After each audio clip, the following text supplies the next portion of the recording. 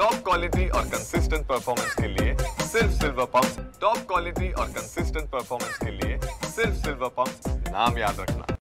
आज महाराष्ट्र पोलीस परिषद पार पडलेली आहे। या परिषदेमध्ये विविध विषयांवर चर्चा झाली। विशेषतः जे 3 नवीन कायदे देशामध्ये तयार झालेले आहेत त्या कायद्यांचं महाराष्ट्रातलं इम्प्लिमेंटेशन या संदर्भातलं एक सादरीकरण झालं। महाराष्ट्राने जो रोबस्ट महासायबर प्लॅटफॉर्म तयार केलेला आहे सायबर गुन्हे रोखण्याकरता त्या संदर्भातलं सादरीकरण झालं।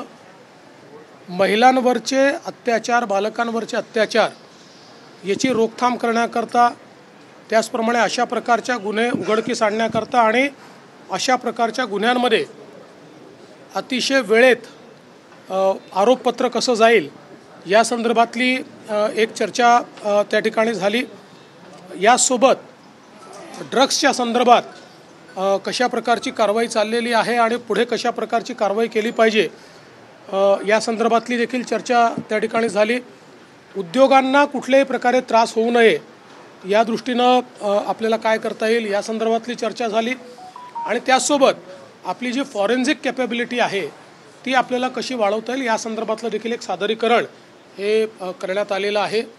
एकूणच या सगळ्या परिषदेमध्ये मी हे सांगितलेलं आहे की ड्रग्सच्या संदर्भात झिरो टॉलरन्स पॉलिसी असणार आहे आणि कुठलाही पोलीस तो कुठल्याही रँकचा असो हा जर ड्रग्सच्या प्रकरणाशी थेट संबंधित सापडला तर त्याला सस्पेंड न करता थेट बडतर्फ करण्यात येईल अशा प्रकारची पॉलिसी घेण्याचा निर्णय आम्ही त्या ठिकाणी घेतलेला आहे। यासोबत महिलांवरचे जे अत्याचार आहे तर त्या संदर्भात वेळेत चार्जशीट दाखल होणं आणि कमीत कमी काळात चार्जशीट दाखल होणं या संदर्भात एक डायनामिक प्लॅटफॉर्मच्या माध्यमातून त्याचं ट्रॅकिंग आम्ही करतो आहोत।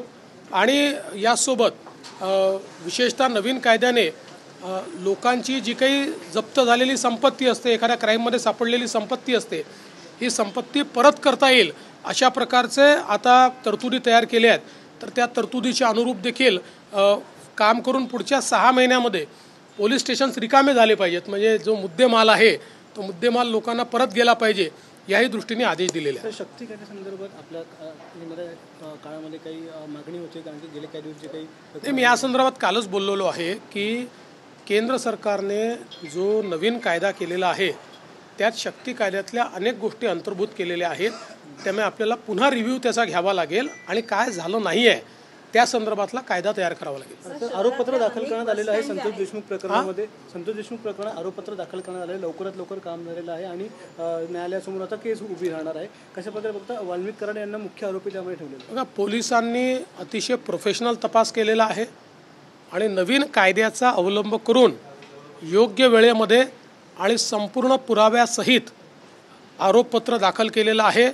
आता आम्ही कोर्टालाही विनंती करणार आहोत की ही केस त्यांनी फास्ट ट्रॅकवर चालवावी।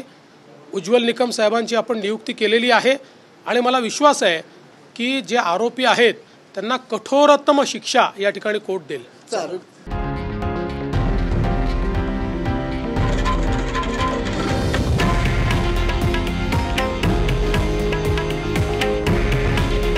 हे आहे देशातील नंबर 1 न्यूज नेटवर्क आणि आपण पाहत आहात TV9 मराठी।